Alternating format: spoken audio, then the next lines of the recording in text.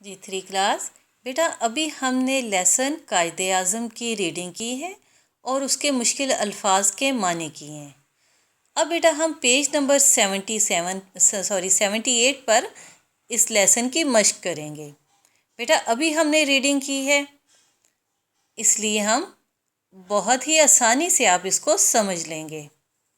बेटा सबसे पहले है अल्फाज की तरतीब दुरुस्त करके मिसरा लिखें। यानी कि बेटा ये जो अभी हमने नज़्म पढ़ी है उसके चंद ये मिसरा है, उनके अल्फाज उनकी तरतीब आगे पीछे लिखी है जिसको आप दुरुस्त करेंगे। जैसे थे वो इंसान अजीम, तो लेसन में हमने किस तरह से पढ़ा है, वो अजीम इंसान थे।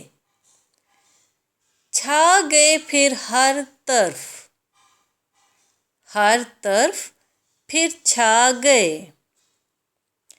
थी कौम उनका जिस्म, कौम उनका जिस्म थी। की थी नजरिए बात नजरिए की थी। बेटा नेक्स्ट क्वेश्चन पे आते हैं। एक जैसी आवाज़ वाले लफ्ज़ बनाएं।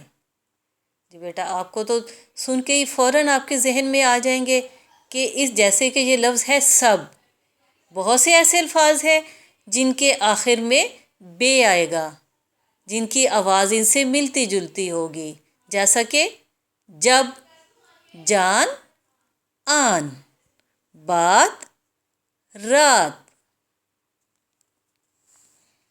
जी बेटा आगे हम आते हैं, अरकान मिलाकर लफ्ज़ बनाएं।